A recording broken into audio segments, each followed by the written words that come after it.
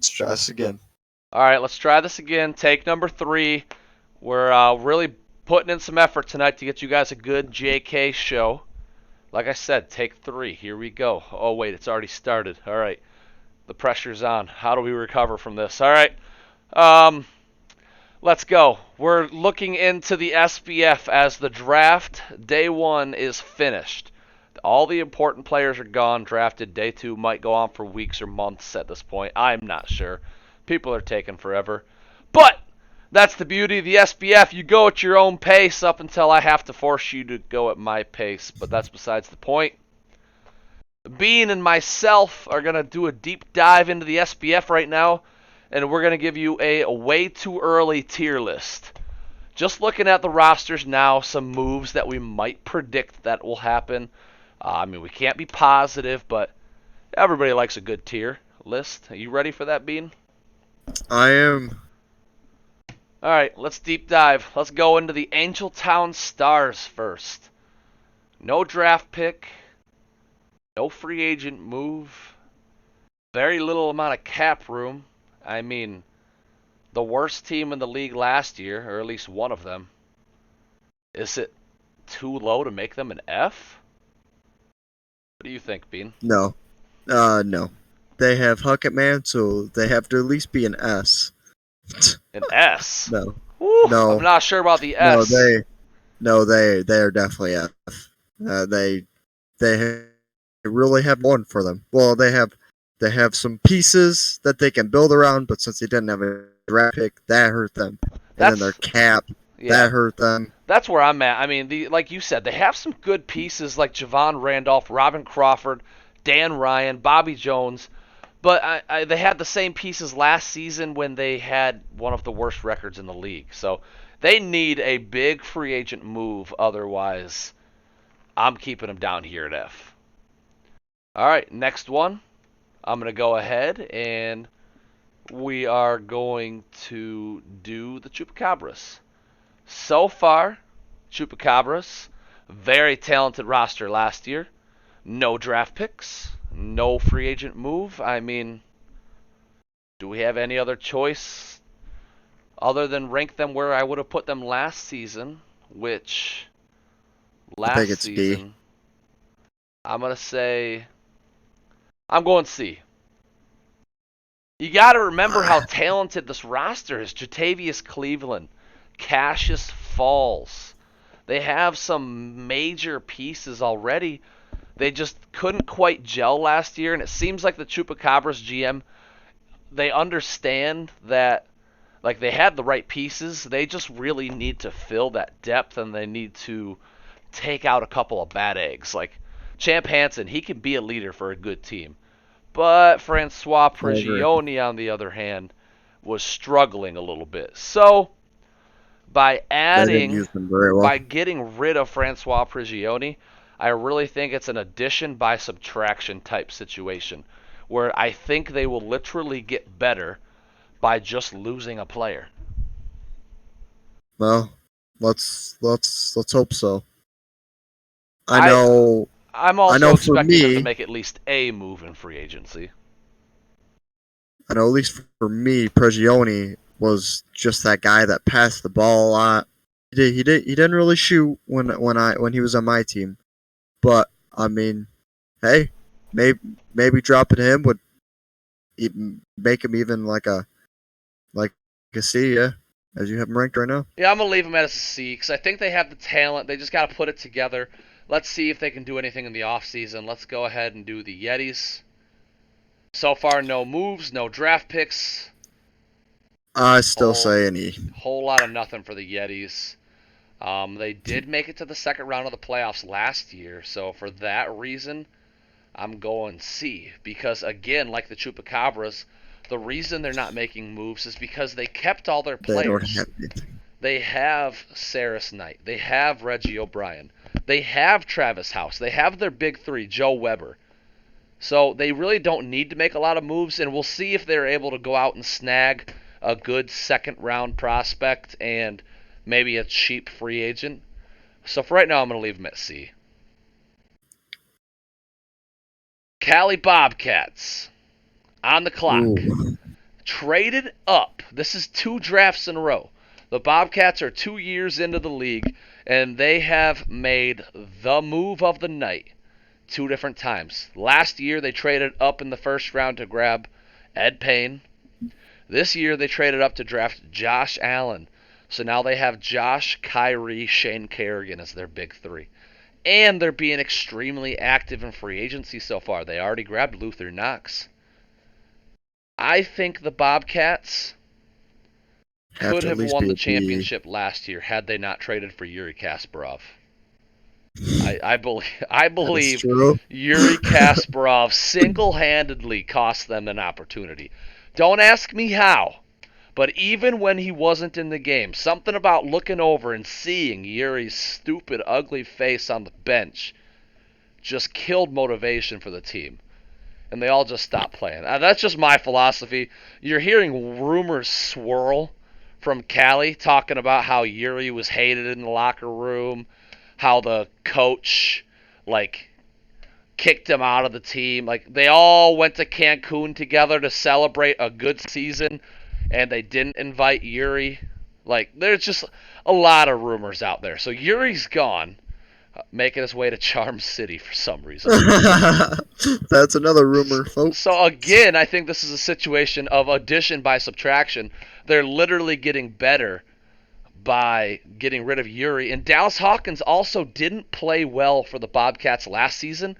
So replacing Hawkins with Allen, I believe, is a great move. I'm going to give these guys... I feel like it's a B. B, yeah.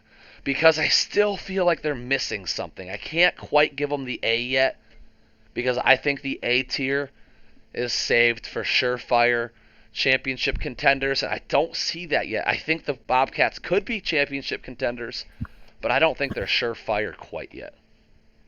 They're kind of like a wild card. Wild card. If they get it, if they get it all put together, they could be a very, very dangerous team. Let's move on to the Stallions. Also made a draft day trade where they acquired literally all of the Talons players in exchange for the number 2 pick. They grabbed Jerry Johnson, they grabbed Junior Rollins, and one other piece that I'm blanking on right now, but it was like the third part to this trade, so not quite as important. The big news is Jerry Johnson. So the Stallions now have Rockwell, Jawan Quinn, Jerry Johnson, Vince Hart, and Khalil Fox. Tell me that's not dangerous. That is very dangerous. They are now a force to be reckoned with. They need a free agent big man, and I am confident they're going to go out and grab it. I'm putting them A tier. Ooh, I'm going to surprise the world, it's but not that hot. A tier, because last season these guys were missing a shooter. Jawan Quinn, Khalil Fox, Byron Rockwell, these guys are always attacking the inside. They went out and added one of the best shooters in the league, and Jerry Johnson. I just have a feeling. And their bench got a massive upgrade with that trade. Yeah, Junior Rollins coming in off the bench, adding even more shooting for this team. They've always had a very strong bench with Cam Miles, Luther Knox.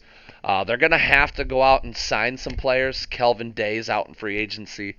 So, unfortunately for the Stallions, they have no cap room. But, in my opinion, they can go out and sign some vet minimums at the end of free agency to come in and fill. I think these guys are a lock for a deep playoff run. Mark my words, I said it first. Next up, Guardians. They drafted Bobby Johnson. They picked up a decent second-round point guard. But for the most part, they just brought their same team back. Led by Deion Hill, Chris Myers, Brandon Shipley. Now you're adding Bobby Johnson, the first-round guard out of Michigan State. All right, I'm saying a lot of words just to get to this. D. I don't think Deion Hill can do it himself. I think the Guardians... Too many pieces missing. And the crazy part is I'm ranking these guys as a D, but they almost beat the Assassins in the playoffs last year. They did beat the Stingrays in the playoffs. They almost beat two of the best teams in the playoffs. But I'm making them a D tier and their roster stayed the same. Listen, it doesn't even make sense when I say it out loud, so I don't blame you guys for criticizing this move. I just have a feeling the chemistry is going to be off when Bobby Johnson joins. I have a feeling they're going to take a step back. Don't you worry. I'll say it again. They are a D because they probably will not mix well together. There's just too many missing pieces to that team. It's just a D. Yep. Sorry, Guardians. Sorry, Guardians. Vixens, you're up next. They lost a couple of key players like Carson Conley, but I keep saying it over and over again, but that's because the GMs in our league are very smart. They got rid of Carson Conley, so it's an addition by subtraction because Conley was just toxic to that team last year. Forcing up shot after shot, missing everything, bad defense. Carson Conley was bad. And now the Vixens go ahead and replace him. Who was their first round pick? Do you remember? Can we go back to the war room for a second? Can we figure this out? We need to pull up who they drafted. This needs to happen. Sorry guys, bear with us for a moment. We're trying to figure this out.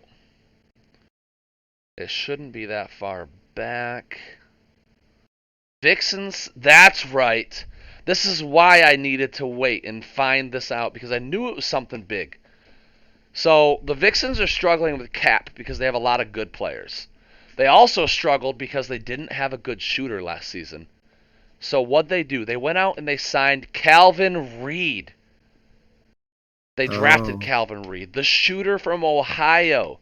Calvin Reed and Vern Beard had that Cinderella story last season where they almost took their team and won a NCAA championship, just the two of them.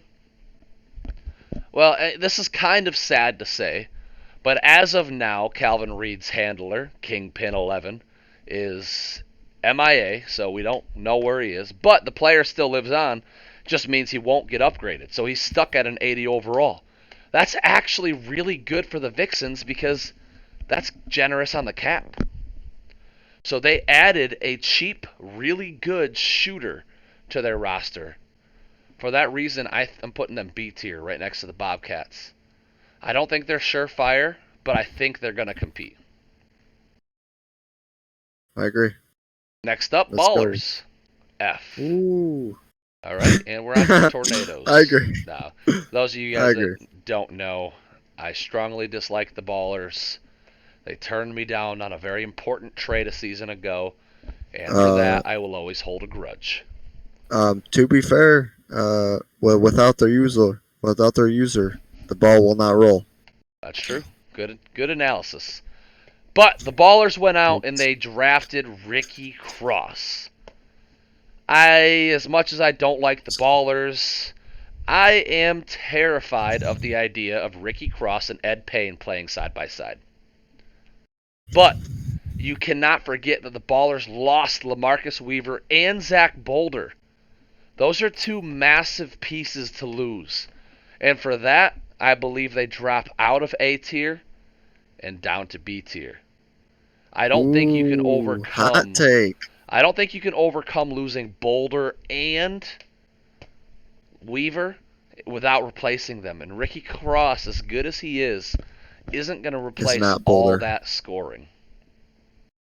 I agree. Weaver was really good for the Ballers. He scored the ball just like he's supposed to, and then their backcourt with Boulder was massive. Yeah, was a force to be reckoned with. It was insane.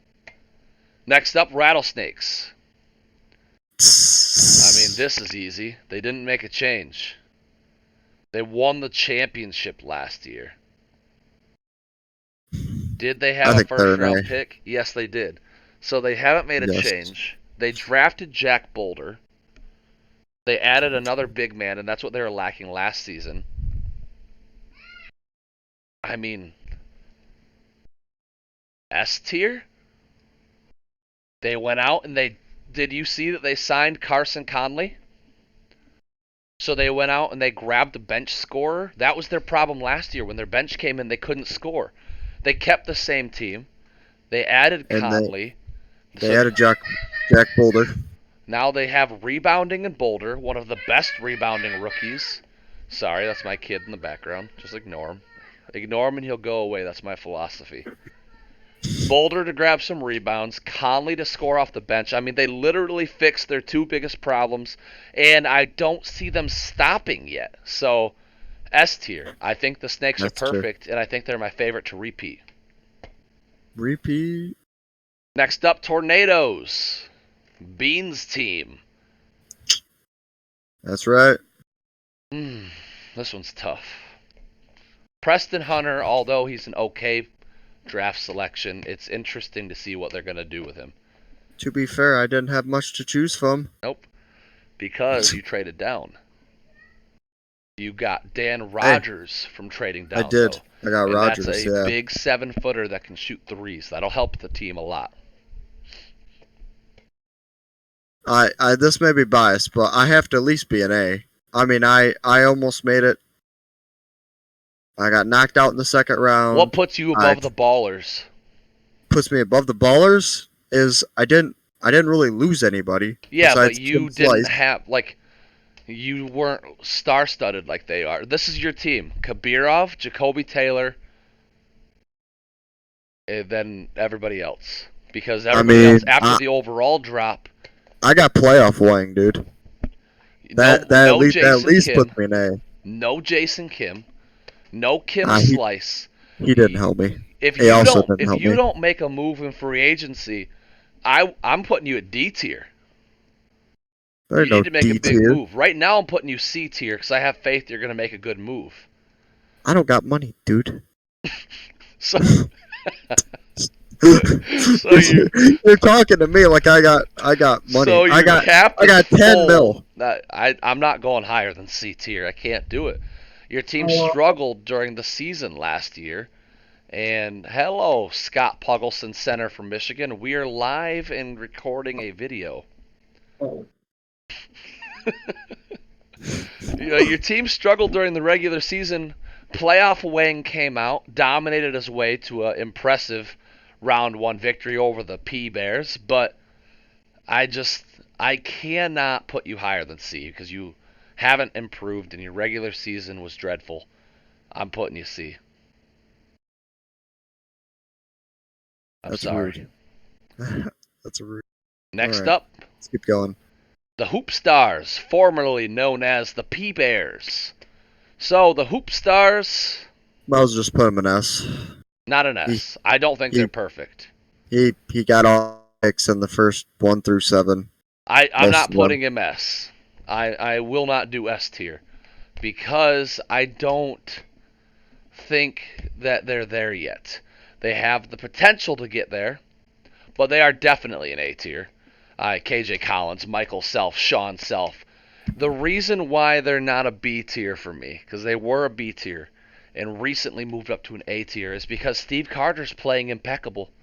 Steve Carter is absolutely crazy hard to stop on the blacktop right now, and it's terrifying me.